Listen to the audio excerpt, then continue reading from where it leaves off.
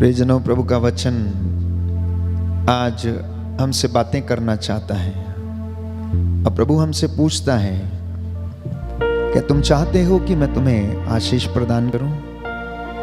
क्या तुम चाहते हो कि मैं तुम्हें अपनी रूह का मस्सा प्रदान करूं? तो प्रभु ये कहता है कि अगर तुम चाहते हो कि मैं तुम्हारे जीवन में ऐसा करूं तो तुम विश्वासी बनो, विश्वास से परिपूर्ण हो जाओ, वफादार बनो, ईमानदार बनो। मेरा आदर करो तो मैं तुम्हारा आदर करूंगा। जैसा मैंने किया वैसे तुम भी एक दूसरे के साथ करो। ईर्ष्या, स्वार्थ, घमंड, अहंकार, जलन, वासना, अश्लीलता, प्रभु कहता है तुम सब बुराइयां अपने आप से दूर कर दो। अपने मन को प्रभु को समर्पित करो, आत्मा को समर्पित करो, अपने गुनाहों के लिए प्रायश्चित करते जाओ, क्योंकि प्रायश्चित और स्वीकृति में ही प्रभु कहता है तुम्हारा कल्याण है। वास्तव में मनुष्य बहुत अच्छे काम करता है, लेकिन साथ ही साथ वो बुराई में भी फंसा रहता है। हमारा शरीर, हमारा मन, हमारे विचार अच्छे भी हैं और बुरे भी हैं।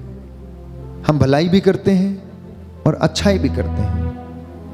हम अच्छा भी बोलते हैं और कभी खराब भी बोलते हैं। वास्तव में यदि देखा जाए तो मनुष्य का मन अधिकांशतः बुराई से भरा है, नकारात्मकता से भरा है, अविश्वास से भरा है। वो जल्दी विचलित हो जाता है, वो जल्दी परेशान हो जाता है। जरा सा दुख आता है तो वो बेचैन होने लगता है। लेकिन प्रभु आपको ब्लेस करना चाहता है, आपको स्पर्श करना चाहता है, आपको चंगाई प्रदान करना चाहता है। यिर्मयाह नबी का ग्रंथ अध्याय 1 पद संख्या 16, book of Jeremiah chapter 1 verse 16। क्या आपको मालूम है कि ये अनुग्रह जिसके द्वारा हम परमेश्वर की बरकत और आशीष को ग्रहण करते हैं, ये कहां से मिला है? तो बाइबल इसके विषय में कहती है कि उनकी परिपूर्णता से हम सबों को अनुग्रह पर अनुग्रह मिला। कितनी सुंदर बात बाइबल बताती है। यिर्मयाह लिखता है उनकी परिपूर्णता से आप लोगों को अनुग्रह पर अनुग्रह मिलता है। आशीष के ऊपर आशीष मिलती है, बरकत के ऊपर बरकत मिलती है, क्योंकि वो परिपूर्ण है, वो अधूरा नहीं है, वो सदा एक रूप रहता है। वो आदि है, अंत है, अल्फा है, ओमेगा है, प्रथम है, अंतिम है, पिता के मुख से निकला हुआ शब्द है। वो इमैनुअल है, जिसका नाम है, जिसका अर्थ है ईश्वर हमारे साथ है। और उसकी परिपूर्णता से मैं और आप दिन रात अपने जीवन में आशीषों का अनुभव करते हैं। उसकी कृपा से मैं और आप अपने जीवन में भलाई का अनुभव करते हैं। उस परमेश्वर की दया मेरे और आपके परिवार पर, माता पिता, बुजुर्गों पर, खेत खलिहानों पर बनी रहती, दफ्तरों पर बनी रहती।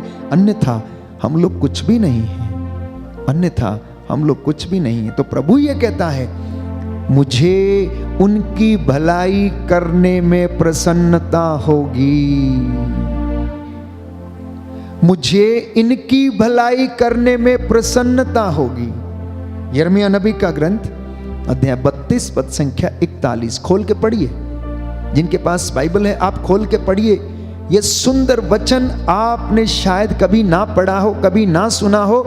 आज प्रभु आपसे कहता है कि संहिता खोलो, वचन खोलो और पढ़ो कि मैं अपने वादों का पक्का हूं, मुझे तुम्हारी भलाई करने में प्रसन्नता होगी, अर्थात मुझे तुम्हारी भलाई करने में आनंद आएगा। ये तुझ पर तरस खाने वाले तेरे परमेश्वर का कहना है। कभी किसी को कहते सुना है? कभी अपने मित्र को आपने कहते सुना है? या अपने पड़ोसी को आपने कहते सुना कभी कि मुझे अपनी पड़ोसी की सहायता करने में आनंद आएगा, प्रसन्नता होगी? तुझ पर तरस खाने वाला प्रभु ये कहता है, मुझे इनकी भलाई करने में प्रसन्नता होगी। बोलो आमीन। आमीन। हे प्रभु यीशु, हे प्रभु यीशु, मैं इस वचन को ग्रहण करता हूँ कि आपको मेरी भलाई करने में आनंद आता है। Hallelujah, hallelujah, hallelujah, hallelujah. और इतना ही नहीं, अगला वचन है, उसका आगे का वचन है, प्रभु ये कहता है, मैं सच में संपूर्ण हृदय और मन से उन्हें इस देश में सुदृढ़ करूंगा। कहता है छोटी मोटी बात से नहीं, मैं पूरे मन से, पूरे कमिटमेंट से, पूरे इरादे से, अपनी पूरी शपथों के अनुसार जो मैंने शपथ इनके साथ खाई है, मुझे इनके अपने देश में इनको सुदृढ़ करने में आनंद आएगा। आप जिस पल्ली में हैं, जिस जगह में हैं, जिस नगर में हैं, जिस क्षेत्र में हैं, जिस शहर में हैं, प्रभु कहता है मैं इन्हें वहां पर क्या करूंगा? सुदृढ़ करूंगा। मैं इन्हें वहां पर मजबूत करूंगा। मैं इन्हें वहां पर अपना प्रेम प्रदर्शित करूंगा। इससे ज्यादा और आप क्या चाहते हैं? इससे ज्यादा और आप क्या चाहते हैं?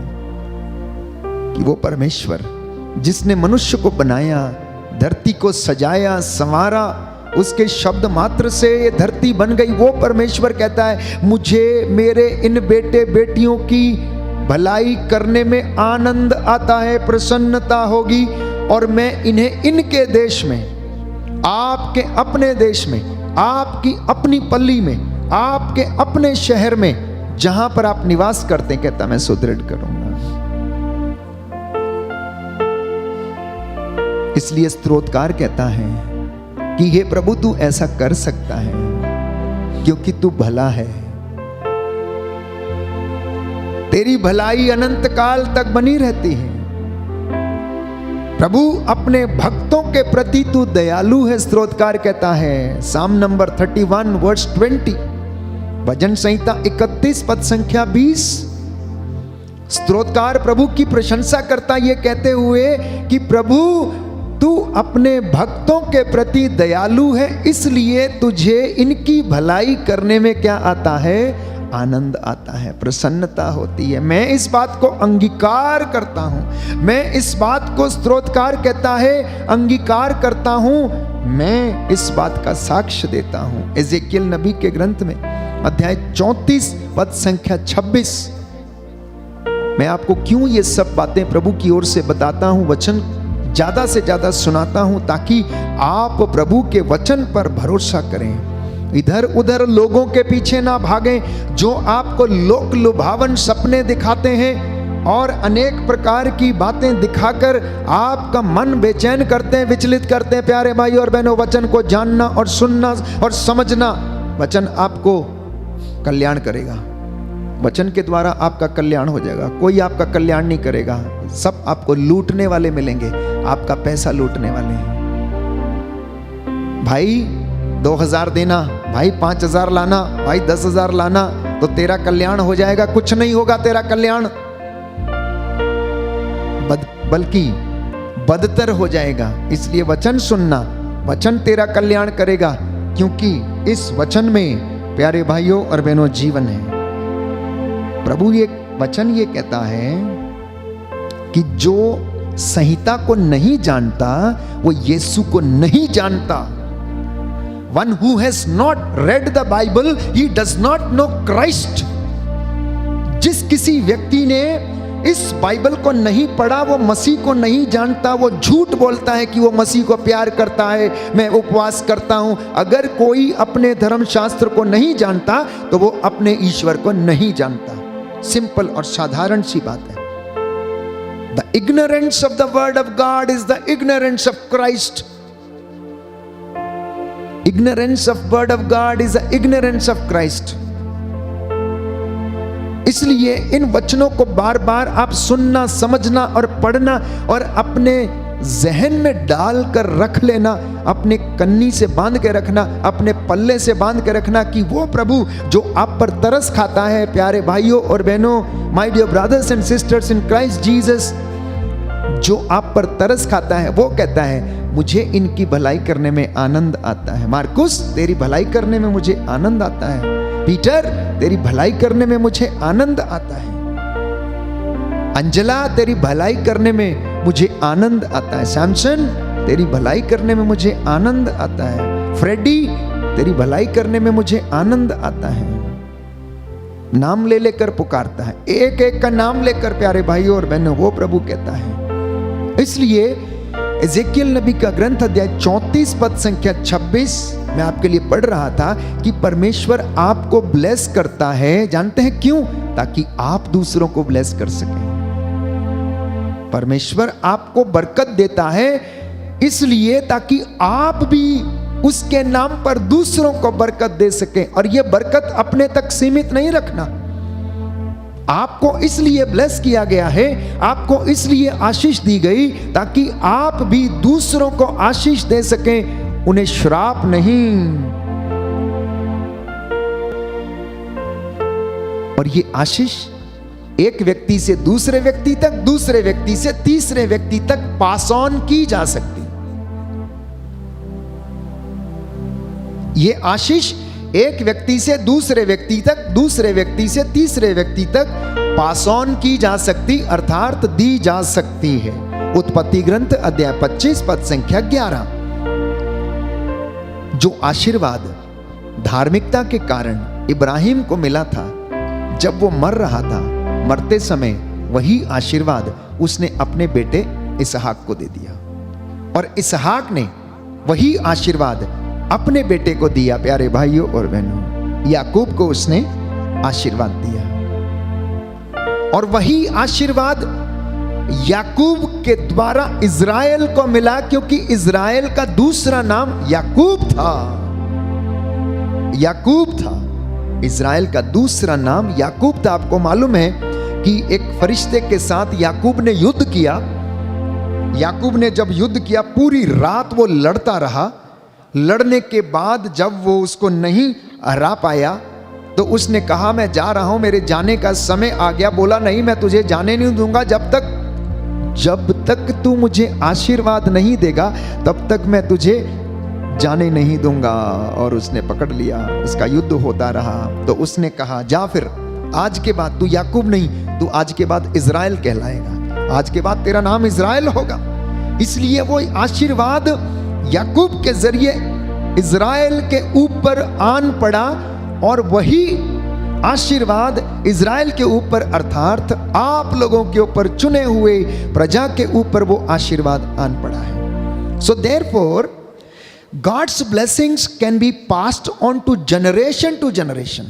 मतलब ईश्वर की जो आशीष है वो एक पीढ़ी से दूसरी पीढ़ी तक ट्रांसफर की जा सकती है।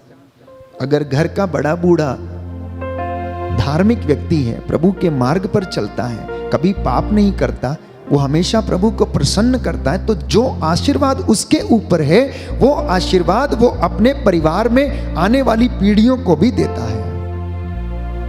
पहला उदाहरण। दूसरा उदाहरण लिखा है, एलीशा अपने गुरु एलिया की बहुत सेवा करता था। जानते हैं क्यों? सिर्फ इस बात के लिए ताकि एलिया का जो आशीर्वाद था वो एलीशा के ऊपर आ जाए। एलिया का आशीर्वाद किसके ऊपर आ जाए? एलीशा के ऊपर। तो एक दिन उसने एलिया से कहा, स्वामी, मैं चाहता हूं कि आपके पास जो शक्ति है, आपके पास जो सामर्थ है, वो आप मुझे दें। तो उसने कहा, ठीक है। तो उसने कहा, ऐसे तो मिलेगा नहीं, इसके लिए तुम्हें कुछ करना पड़ेगा। जब मैं ऊपर उठाया जा रहा होऊंगा, उस वक्त तुम क्या करना, मेरी ओर टकटकी लगाकर देखते रहना। उसने ऐसा ही किया। जब वो ऊपर उठाया जा रहा था तो वो लगातार उसको देखता रहा। तो एलिया की जो चादर थी, वो चादर एलीशा के ऊपर आकर गिर पड़ी और उसका मसा एलीशा के ऊपर आ गया। उसका सामर्थ्य एलीशा के पास आ गया। एलीशा जब बीमार हो गया, मर गया, उसे दफना दिया गया। और वचन कहता है कि इत्तेफाक से हुआ क्या कि एक मुर्दे को एलीशा की कब्र के पास ही दफनाया गया और एलीशा की हड्डी उस मुर्दे से छू गई और मुर्दा जिंदा हो गया। आशीर्वाद के ऊपर आशीर्वाद। इसलिए पिता के ऊपर अगर आशीर्वाद है, घर में अगर बुजुर्ग के ऊपर आशीर्वाद है, तो वो उसकी आने वाली पीढ़ियों पर भी वो आशीर्वाद होगा। और यदि आशीर्वाद नहीं है तो परिवार में आशीर्वाद नहीं होगा। आशीर्वाद लाने के लिए आपको मेहनत करना पड़ेगा, फिर प्रायश्चित करना पड़ेगा, उपवास करने पड़ेंगे, नाक रगड़नी पड़ेगी, त्याग करना पड़ेगा, प्रभु के रास्ते पर चलना पड़ेगा, और तब प्रभु आपको ब्लेस करेगा और वो ब्लेसिंग आपके घर में निरंतर बनी रहेगी। बोलो आमेन, हालेलुया। हे प्रभु यीशु, मेरे जीवन में, मेरे परिवार में आशीर्वाद प्रदान कीजिए, चंगाई प्रदान कीजिए, हालेलुया, हालेलुया। तो ये आशीर्वाद जिन परिवारों में पास ऑन नहीं हुआ है या नहीं है, उनके जीवन में कैसे मिलेगा? बाइबल इसके विषय में बताती है। साम नंबर 1 वर्स 1 to 3, भजन संहिता 1 पद संख्या 1 से 3, कि प्रभु आपको आशीष देता है बशर्ते कि आप उसमें अपना आनंद खोजें, तब वो आशीर्वाद आपको मिलेगा। अगर आप अपना आनंद प्रभु में खोजेंगे तो बरकत आपके घर में, परिवार में, जीवन में, दफ्तर में, इंडस्ट्री में, कामकाज में, खेत खलियान में, आपके काम करने वाले ठेले पर, कमाई करने वाली चीज पर आपके ऊपर आशीर्वाद होगा। आपके बर्तन पर, आटा गूंदने की परात पर आशीर्वाद उतरेगा, बशर्ते कि आप प्रभु में अपना आनंद खोजें। इसलिए सुक्ति ग्रंथ ये कहता है, अध्याय 8 पद संख्या 34, धन्य है वह मनुष्य जो उसकी बातों को सुनता है। बोलो आमेन। हे प्रभु यीशु, मैं आपके वचनों को सुनकर आशीष प्राप्त करूं। Hallelujah, hallelujah. स्तोत्रकार कहता है, संहिता का पालन करने के कारण मैं सुरक्षित रहता हूं। Hallelujah, hallelujah. धन्य है वह मनुष्य जो उसकी बात सुनता है। Hallelujah, hallelujah, hallelujah. इसलिए याकूब लिखता है अध्याय 1 पद संख्या 25 में कि संहिता का पालन आचरण के कारण, प्यारे भाइयों और बहनों, अगर कोई संहिता का पालन करता है तो उसका आचरण क्या हो जाता है? धन्य हो जाता है, पवित्र हो जाता है। और ईश्वर प्रतिज्ञा करता है अपने आशीर्वाद की। अगर आप उसे प्रसन्न करते हैं मंदिर में भेंटों के द्वारा, दशमांश के द्वारा, पवित्रता की साधना के द्वारा, विश्वास की साधना के द्वारा, अगर आप परमेश्वर के मार्ग पर चलते हैं और प्रयास करते हैं तो आपके जीवन में ब्लेसिंग हमेशा आती रहेगी। बोलिए आमेन, आमेन। दूसरी एक बात जिसके कारण ब्लेसिंग घर में आती है, दरिद्रों को और गरीबों को जो दान करता है, जो दक्षिणा देता है, भिखारी को या गरीब को या घर में आने जाने वाले व्यक्ति को जो दक्षिणा देता है, वचन कहता है साम नंबर 41 वर्ड्स 1 and 2, भजन संहिता 41 पद संख्या 1 और 2, जो गरीबों की मदद करते हैं वह उन्हें आशीर्वाद देता है। जो गरीबों की मदद करते हैं ईश्वर उन्हें आशीर्वाद देता है। Hallelujah, hallelujah. हे प्रभु यीशु, मेरे जीवन में गरीबों की मदद करने की इच्छा शक्ति मुझे प्रदान कीजिए। Hallelujah, hallelujah, hallelujah, hallelujah. तो आशीष कैसे आएगी?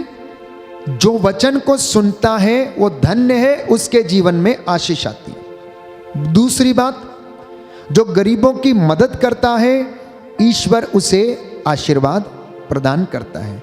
तीसरी बात, जो दशमांश और भेंटें प्रभु को समर्पित करता है ईश्वर उसे आशीर्वाद देता है। चौथी बात, संत पौलुस फिलेमोन को लिखता है। फिलेमोन के नाम संत पौलुस का पत्र सबसे छोटा पत्र है, जिसे नई व्यवस्था में लिखा गया है। अध्याय 1 पद संख्या 6। अगर आप सुसमाचार फैलाते हैं तो ईश्वर आपको क्या देता है? बरकत देता है घर में। अगर कोई व्यक्ति घर में सुसमाचार का कार्य करता है, वचन फैलाता है, सुनाता है, तो परमेश्वर उसके घर को आशीर्वाद देता है। और 5वीं बात, आशीष कैसे आती है जीवन में? ईश्वर का आशीर्वाद हमें धनी बनाता है। क्या करता है? धनी बनाता है। Book of Proverbs chapter 10 verse 22, सूक्ति ग्रंथ अध्याय 10 पद संख्या 22 की जिस किसी व्यक्ति को ये आशीर्वाद मिल जाता है, ये बरकत मिल जाती है, ये ब्लेसिंग मिल जाती है, तो प्रभु उसे क्या बना देता है? धनी बना देता है। बोलो आमेन, आमीन, हालेलुया, हालेलुया। हे प्रभु यीशु, हे प्रभु यीशु, मेरे साथ रह जाइए, मैं जाइए। आपकी आराधना करता हूँ, मैं आपकी आराधना करता आपकी हूँ, महिमा गाता हूँ, आपकी महिमा गाता हूँ। Hallelujah, hallelujah, hallelujah, hallelujah, hallelujah, hallelujah, hallelujah. Hallelujah.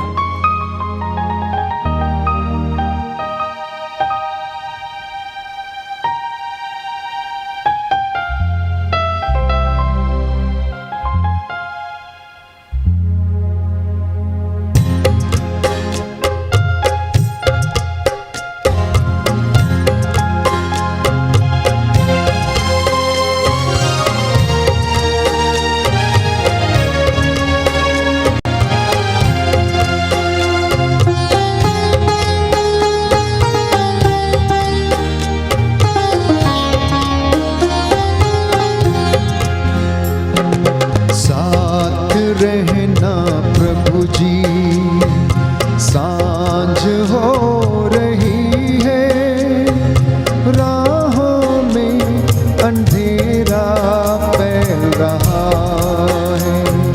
साथ रहना प्रभु जी, सांझ हो रही है, राहों में अंधेरा फैल रहा है। साथ रहना प्रभु जी, जिंदगी के हर पहर में साथ रहना प्रभु जी। आंसू की घाटी में जब हम चले, साथ रहना प्रभु जी, साथ रहना प्रभु जी। सांझ हो रही है, राहों में अंधेरा फैल रहा है। साथ रहना प्रभु जी, सांझ हो रही है, राहों में अंधेरा फैल रहा है। जीवन की ज्योति बनकर साथ रहना प्रभु जी, जीवन की रोटी बनकर साथ रहना प्रभु जी, साथ रहना प्रभु जी। सांझ हो रही है, राहों में अंधेरा फैल रहा है। साथ रहना प्रभु जी, सांझ हो रही है, राहों में अंधेरा फैल रहा है। साथ रहना प्रभु जी, सांझ हो रही है, राहों में अंधेरा फैल रहा है।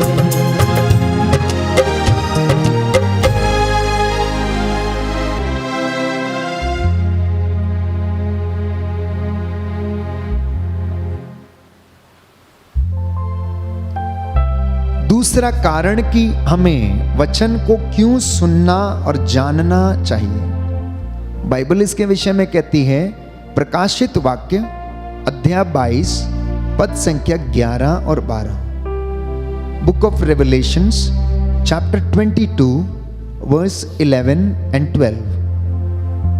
स्पष्ट रूप से लिखा है, आप इस पुस्तक की वाणी को गुप्त ना रखें। क्या लिखा है? आप इस पुस्तक की वाणी को गुप्त ना रखना। तो क्या करना है? इसको बताना, लोगों को बताना। ये गुप्त नहीं रहनी चाहिए, क्योंकि समय निकट है।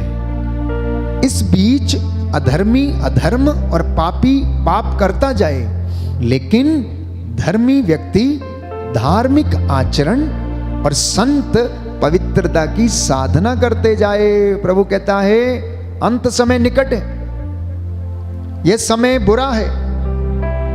इसलिए इस बुरे समय में, अंत के समय में तुम इस वाणी को गुप्त नहीं रखोगे। अगर पापी पाप करता है तो करते जाने दीजिए, आपका काम है वचन सुनाने का, आप वचन सुनाते जाइए। और धार्मिकता पर चलने वाला व्यक्ति जो धार्मिकता का आचरण करता है और संत कहता है पवित्रता की साधना करता जाए, वो रुके नहीं, वो रुके नहीं, अपना काम पूरा करते जाए और प्रभु उसे आशीर्वाद प्रदान करेगा। जानते हैं क्यों प्रभु ने ऐसा कहा? क्योंकि अगले वचन में प्रभु ये कहता है, देखो मैं शीघ्र आ रहा हूं, मैं शीघ्र ही आऊंगा, मेरा पुरस्कार मेरे पास है, मेरा पुरस्कार मेरे हाथ में है और मैं प्रत्येक व्यक्ति को उसके कर्मों का फल प्रदान करूंगा। तो यदि आप चाहते हैं कि आपको आपकी धार्मिकता का पुरस्कार मिले, आपको आपकी पवित्रता के कारण पुरस्कार मिले, आपको आपकी सेवा का पुरस्कार मिले, तो प्रभु कहता है रुकना नहीं, अपना काम पूरा लगन के साथ, दृढ़ निश्चय होकर, विश्वास के साथ इसे पूरा करते जाना। प्यारे भाइयों और बहनों, मलाकी का ग्रंथ अध्याय 2 पद संख्या 14 और 15, प्रभु ईश्वर तुम्हारे और तुम्हारी युवावस्था की ब्याही पत्नी के बीच में साक्षी है। याद रखना दंपतियों, दंपतियों, माता पिता, पति पत्नियों, याद रखिए प्रभु ये कह रहा है कि प्रभु तुम्हारे और तुम्हारी युवावस्था की पत्नी के बीच जिसे तुम ब्याह कर लाए हो साक्षी है। बाइबल स्पष्ट करती है। इसलिए उसने कहा इस बाइबल के वचन को, पवित्र वचन को गुप्त नहीं रखना, लोगों को याद दिलाना, दंपतियों को याद दिलाना कि तेरे ब्याह के बीच में साक्षी कौन है? स्वयं परमेश्वर है। तो अगर आप पति पत्नी के रूप में एक दूसरे के प्रति ईमानदार और वफादार हैं, तो प्रभु आपके बच्चों को क्या करेगा? धर्मी बनाएगा। देखना कितना सुंदर तरीके से बाइबल विवरण करती है कि तेरे युवावस्था की पत्नी जिसको तू ब्याह कर लाया है, उसके बीच में गवाह कौन है? परमेश्वर है।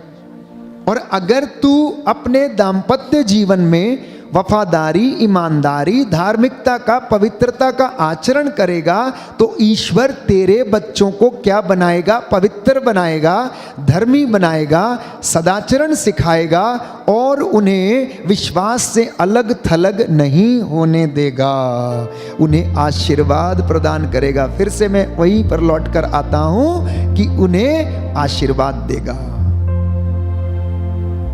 क्योंकि यशायाह नबी का ग्रंथ अध्याय 65 पद संख्या 23, तुम्हारे बच्चे आशीर्वाद प्राप्त करेंगे जब आप उस पर विश्वास करते हैं। तो परमेश्वर आपके बच्चों को क्या देता है? आशीर्वाद प्रदान करता है। इसलिए बाइबल ये पूछ रही है, आप में से कौन ईश्वर के पास पहुंचना चाहता है? आप में से कौन उसे देखना चाहता है? आप में से कौन उसके पास जाना चाहता है? कौन उसका आशीर्वाद ग्रहण करना चाहता है? तो संत पौलुस सुंदर वचन हमें बताता, इब्रानियों के पत्र अध्याय 11 पद संख्या 6, जो ईश्वर के पास पहुंचना चाहता है वो विश्वास करे कि वो ईश्वर है। जो ईश्वर की बरकतों को रिसीव करना चाहता, ग्रहण करना चाहता है, वो विश्वास करे कि ईश्वर है। वो विश्वास करे कि वो दंपतियों के जीवन में गवाह बन के रहता है। वो विश्वास करे कि वो मृतकों में से ईश्वर ने उसे जिंदा किया है और वह उन लोगों का कल्याण करता है। वचन कहता है जो उसकी खोज में लगे रहते हैं। दाहिना हाथ उठाकर ये वचन दोहराएंगे, हालेलुया हालेलुया। इब्रानियों का पत्र अध्याय 11 पद संख्या 6 जो ईश्वर के पास पहुंचना चाहता है, जो ईश्वर के पास पहुंचना वह विश्वास करे कि ईश्वर है, और वह उन लोगों का कल्याण करता है जो उसकी खोज में लगे रहते हैं, हालेलुया हालेलुया। हे प्रभु यीशु, आपके वचन के द्वारा मेरे जीवन में शांति आ जाए, चंगाई आ जाए, हालेलुया हालेलुया हालेलुया। हे प्रभु यीशु, मैं विश्वास करता हूँ आप हमारे बीच में हाजिर हैं। करुणा सागर प्रभु, मुझ पर दया कीजिए, उन बातों के लिए मुझे क्षमा कीजिए, जाने अनजाने में जो मुझसे गलतियां हो गई हैं। Hallelujah hallelujah hallelujah hallelujah hallelujah. आइए हम अपने गुनाहों के लिए तौबा करें, उन तमाम बातों के लिए जाने अनजाने में जो हमारे जीवन से हो गई। प्यारे भाई और बहनों, प्रभु हमें आशीष प्रदान करे।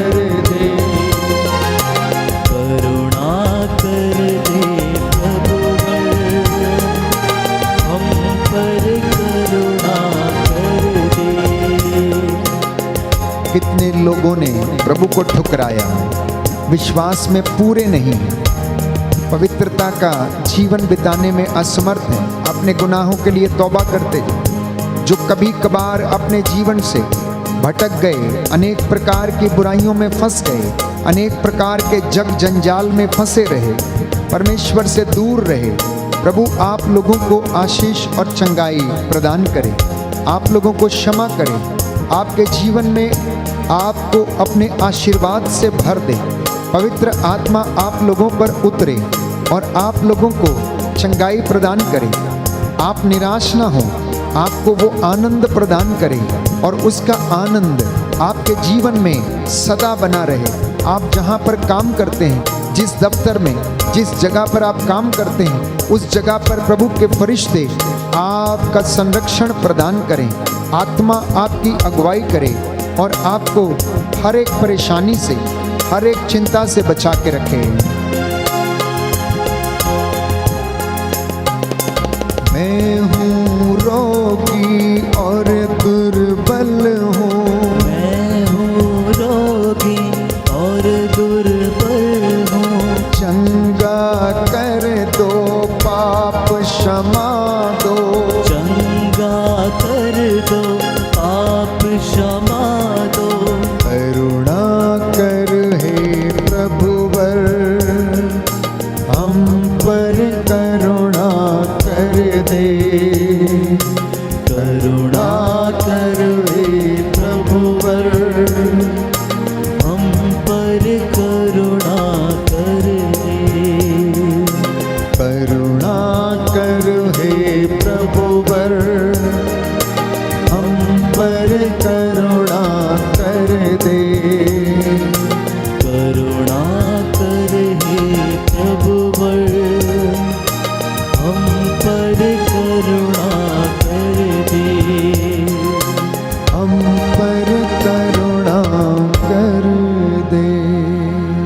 नेहम्या का ग्रंथ, बुक ऑफ प्रॉफिट नेहमाया, नेहम्या का ग्रंथ, अध्याय 8 पद संख्या 10।